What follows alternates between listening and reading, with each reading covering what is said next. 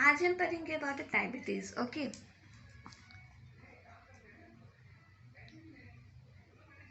Diabetes. तो ये पढ़ने के लिए पहले हमें पता होना चाहिए कि न्यूअर डायबिटीज क्या क्या है। तो न्यूअर डायबिटीज क्या क्या है हमारी? पहला तो है लाडा, ठीक है। दूसरा है मोडाई, ठीक है। तीसरा क्या है? तीसरा है लेटेंट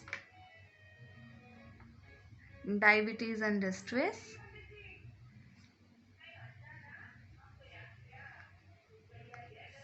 और फोर्थ है हमारा protein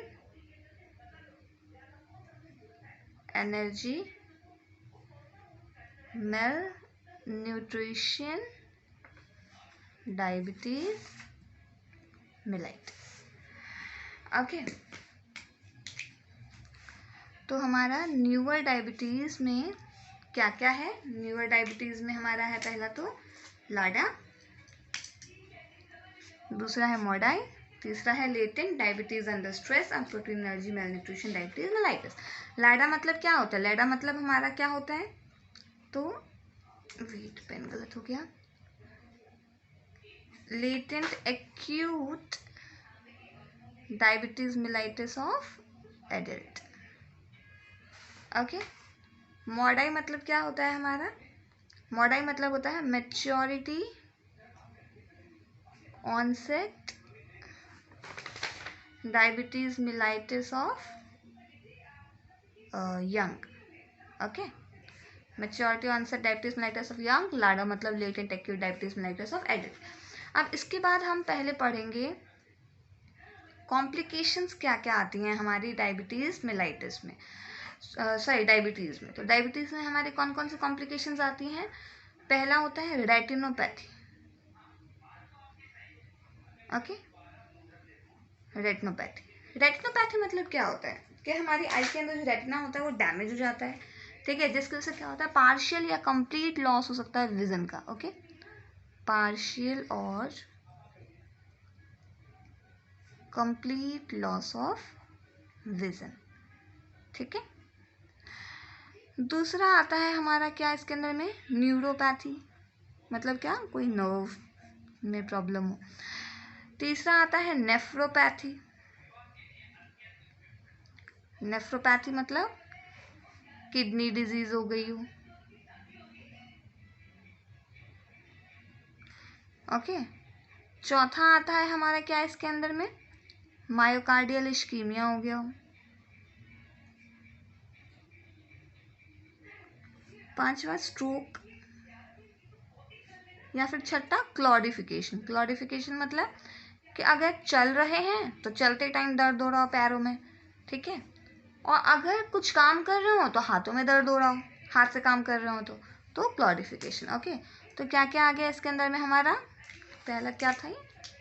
complications of diabetes mellitus. Okay, complications of diabetes mellitus. क्या क्या कॉम्प्लिकेशंस थी? तो कॉम्प्लिकेशंस हमारी क्या क्या थी? पहला था रेटिनोपैथी, दूसरा हो रहा था न्यूरोपैथी, नेफ्रोपैथी, मायोकार्डियल इश्कीमिया, स्ट्रोक और क्लॉडिफिकेशन। तो ये हमारे क्या हो गए? कॉम्प्लिकेशंस ऑफ डायबिटीज हो गए, ठीक है। उसके बाद हमें पता होना चाहिए कि इसमें हम क्या करते हैं। तो ग्लूकोज टॉलरेंस टेस्ट करवाते हैं। ग्लूकोज टॉलरेंस टेस्ट क्यों करवाते हैं हम? टू असेस, क्या असेस करने के लिए क्यों करवाते हैं हम? To assess the endocrinal dysfunction of pancreas. Pancreas का एंडोक्राइनल डिसफंक्शन असेस करने के लिए, चेक करने के लिए हम ग्लूकोज टॉलरेंस टेस्ट करवाते हैं। ओके, बेस्ट मेथड क्या है चेक करने का? Blood glucose level. तो ब्लड ग्लूकोज लेवल चेक करने का बेस्ट मेथड है हमारा क्या? तो वो है हमारा glycosylated, okay, haemoglobin method.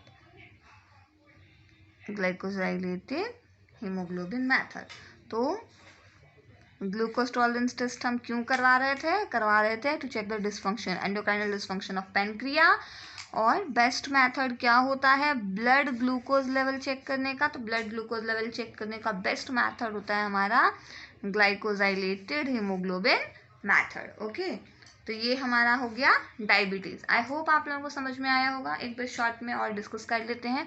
Newer diabetes क्या क्या है। लाडा है जिसको हम latent acute diabetes mellitus of adult बोलते हैं। मॉडाई होता है जो maturity onset diabetes mellitus of young कहते हैं। Latent diabetes under stress. और फोर्थ है protein energy malnutrition diabetes mellitus. Complications क्या है डायबिटीज़ के, retinopathy, neuropathy, nephropathy, myocardial ischaemia, stroke और क्लॉडिफिकेशन, मतलब चलते टाइम दर्द हो रहा हो पैरों में या फिर हाथों में दर्द हो रहा हो काम करते टाइम। ग्लूकोज टॉलरेंस टेस्ट करवाते हैं चेक करने के लिए एंडोक्राइनल डिसफंक्शन तो नहीं है पेनक्रिया का।